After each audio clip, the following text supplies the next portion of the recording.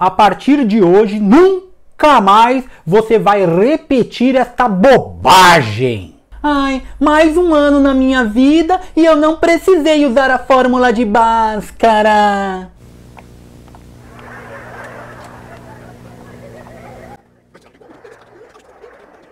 Mais um dia normal na minha vida e o Delta não me ajudou em nada. Só de usar a palavra normal, você já tá usando a fórmula de Bhaskara, seu energúmeno.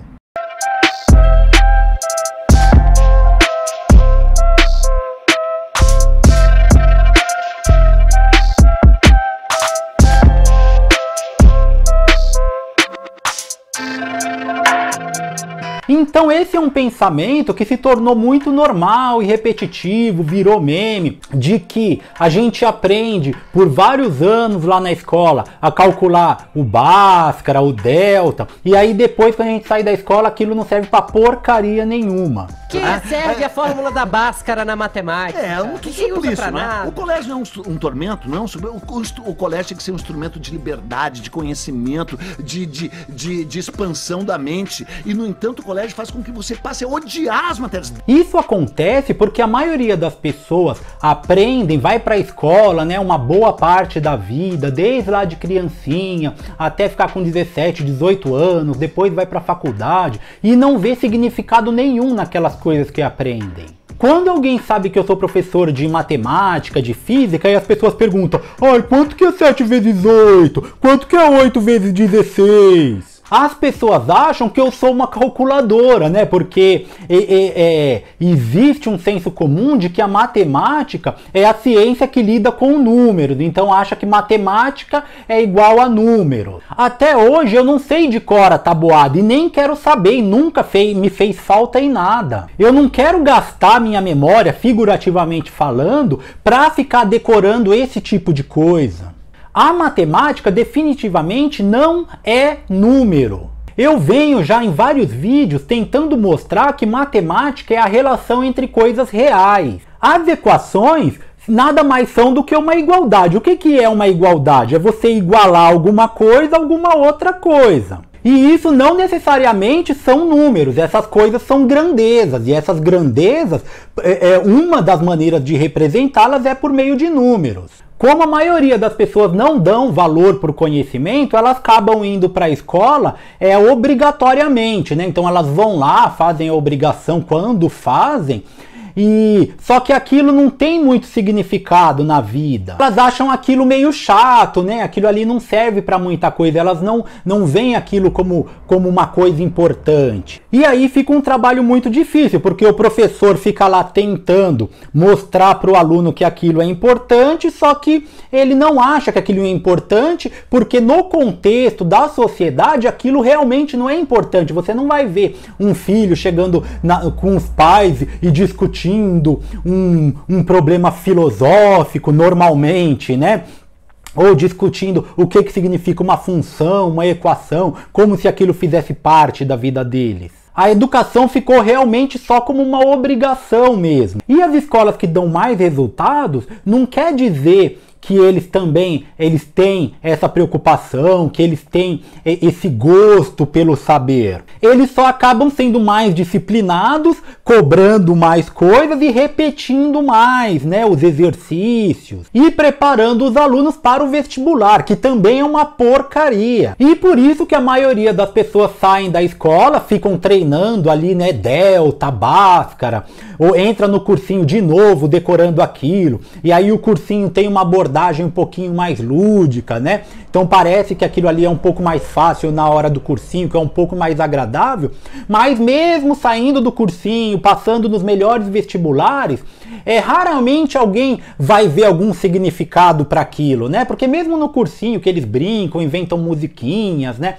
Por exemplo, até hoje eu não esqueci a fórmula de Bhaskara porque um professor meu de cursinho falava com um ritmo, né? Então ele falava assim, ó, B2 menos 4AC, X é igual a menos B mais menos raiz de delta sobre tchuá, tchuá.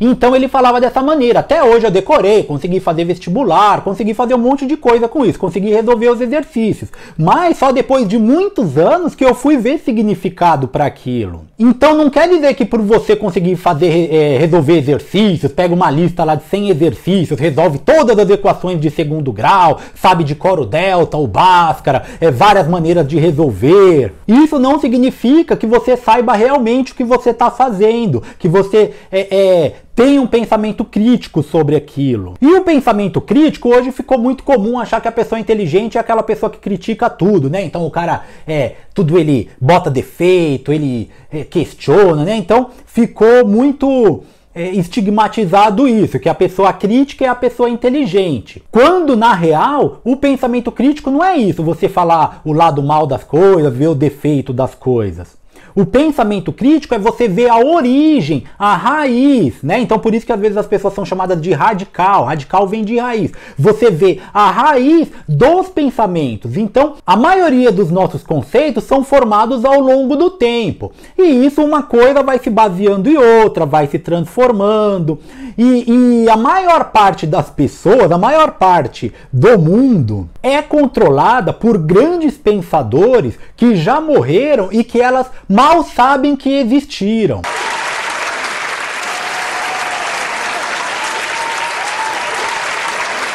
E o pensamento crítico é exatamente isso, a gente começar a se questionar da onde que vem o nosso conhecimento, os nossos conceitos, as nossas ideologias, a gente vê a raiz de cada coisa, então a gente conseguir mapear o nosso conhecimento. E aí voltando para a matemática, né, que é o tema aqui, para a equação de segundo grau, para o Bhaskara, delta, tudo isso que é o tema desse vídeo. As funções é uma relação entre duas grandezas com uma lei de formação.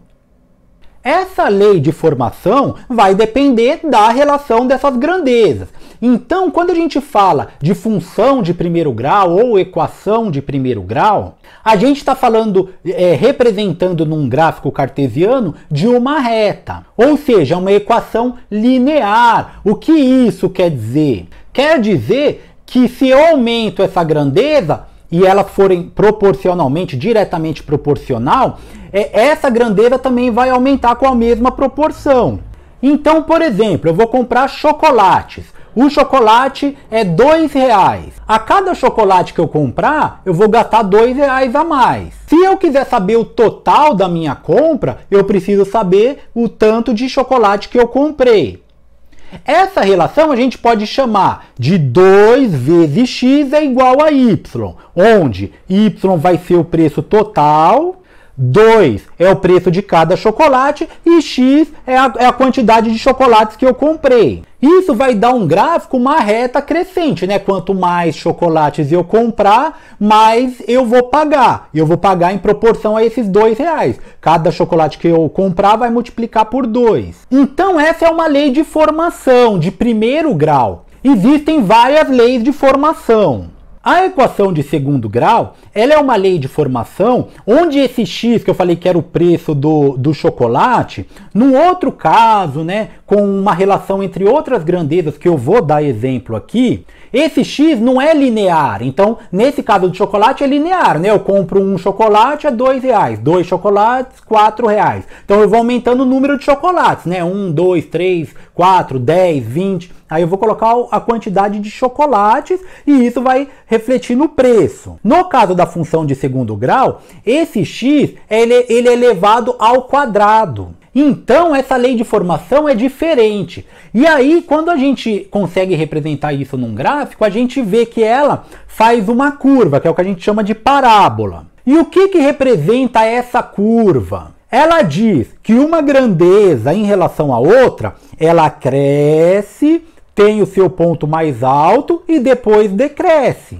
E muitas coisas da nossa vida é dessa maneira. Então por isso que é um erro a gente falar assim, eu nunca utilizei a fórmula de Bhaskara na minha vida. Porque a gente utiliza ela o tempo todo. por mais que não seja consciente, a gente utiliza mesmo que indiretamente. Você está me assistindo aí desse computador, desse celular. Para fazer esse computador, esse celular, precisou ter um programador de computadores, né? Precisou lá então escrever algoritmos, fazer um aplicativo, fazer um programa. Com certeza, esse programador usou uma equação de segundo grau. E como eu falei no começo do vídeo, só da gente usar a palavra normal já é uma referência à equação de segundo grau. Porque normal, ela é uma referência à curva normal. A maioria das coisas, dos fenômenos, se envolvendo uma infinidade de coisas que a gente vai estudar, ela respeita essa curva normal, que é uma estatística de, por exemplo,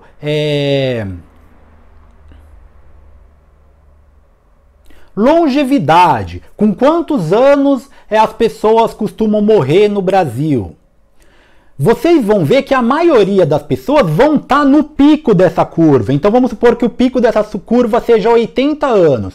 Então a maior porcentagem, é só um chute aqui, né? Mas por exemplo, 70% das pessoas vão morrer com 80 anos. E aí ao longo dessa curva, onde é menor, são as porcentagens menores, né? Então, por exemplo, 30% morre com 70 anos, aí 20% morre com 50, 10% morre com 30 anos. E as pessoas que são muito diferentes disso, então, por exemplo, uma pessoa que vai morrer com 110 anos, ela vai estar fora dessa curva. Essa curva que é a chamada curva normal, ou seja, é uma pessoa fora do normal.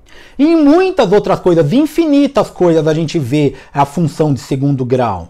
Por exemplo, agora a gente está nesses tempos da pandemia, da Covid-19. Quando a gente vai ver a curva da epidemia, ou seja, ao longo do tempo, quantas pessoas se contaminaram, a gente vai ver que ela é exatamente uma parábola.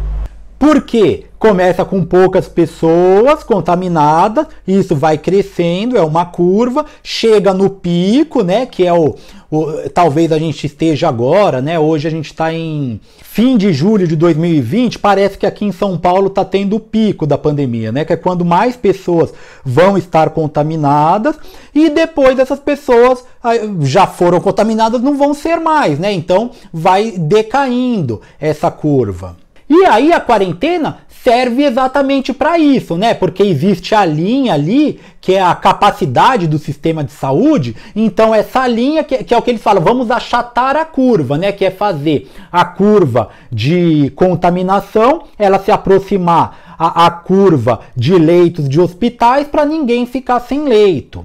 E como que a gente estuda essa curva? A gente precisa saber onde é o início, onde é o fim, onde que é o ponto mais alto, para a gente saber quando que vai ter o pico. E tudo isso a gente estuda através da equação, que é a equação de segundo grau, que é mais ou menos esse formato. Esse é um formato genérico, né? Então esse é um formato genérico da matemática, que é o que a gente estuda na escola, e quando a gente vai aplicar a cada fenômeno, esses valores vão ficar de uma determinada maneira. E aí a gente consegue achar, através da fórmula de Bhaskara, através do delta, a gente consegue achar qualquer ponto dessa curva. Por exemplo, eu quero saber, no dia tal, quantos infectados tinham, ou quantos leitos de hospital tinham. Aí eu preciso dessas fórmulas para achar, né? O x, por exemplo, se eu for, nesse caso, eu vou colocar o y como tempo, ou seja, os dias, e o x vai ser o número de infectados. E aí depende daquela variável que você tem, né? Então vamos supor que você tem uma pesquisa, ou você tem dados, né, do site da Secretaria da Saúde, da ONU, da OMS, então você tem os dados lá. Aí você vai colocar os dados nessa equação, por exemplo, isso é um exemplo, né? Então você vai colocar os dados nessa equação e aí você consegue descobrir a outra variável. Então se você quer saber o número de contaminados no dia tal, você coloca lá no y o dia tal, e aí você isola o x e vai descobrir quantos contaminados tinham. Para ficar mais simples, vamos tentar na equação do chocolate. Então vamos lá, y, que é o quanto eu vou gastar, é igual a 2 vezes x, ou seja, R$2 para cada chocolate, que é o X. Então vamos supor que eu gastei R$10, né? E eu quero saber quantos chocolates eu comprei. Eu isolo a variável X, então eu passo para o outro lado o 2, então eu gastei R$10, que é o Y, dividido por 2, que é igual a 5. Ou seja, eu comprei 5 chocolates a R$2 cada chocolate, e aí o total da compra foi R$10. No caso da equação de segundo grau, é um pouquinho mais complicado, porque quando você vai isolar o X, não tem só um X, né? Tem 2x, e ainda ele elevado ao quadrado. Então não basta você ir passando para o outro lado o número que você tem, porque vai chegar uma hora que você não vai mais conseguir. Ou até você vai conseguir, mas aí precisa de muito trabalho, precisa de uma matemática avançada, é complicado. Se vocês colocarem aí no YouTube, por exemplo, demonstração da fórmula de Bhaskara, eles vão demonstrar como que chega. Só que aí não precisa, a gente toda vez que for resolver um problema, a gente tem que demonstrar tudo de novo, encher uma lousa, né, de contas até conseguir isolar aquele X. É um trabalho muito grande. Então a gente usa uma fórmula simplificada, porque já descobriram essa fórmula, e eu aplico essa fórmula e aí eu consigo achar os valores de X. Aí, no caso, é, por exemplo, a quantidade de contaminados no dia tal, ou a quantidade de leitos no dia tal, para fazer a comparação. E isso foi só um exemplo, né? Eu posso citar vários, sei lá, o Cristiano Ronaldo bate uma falta. A bola faz uma parábola, né? Pra gente saber qual foi o alcance máximo, qual a altura que essa bola chegou. Então tudo isso dá pra gente calcular com a fórmula de Bhaskara. Então nunca mais repita isto. Muito obrigado, curta o canal Física Zeitgeist e até a próxima.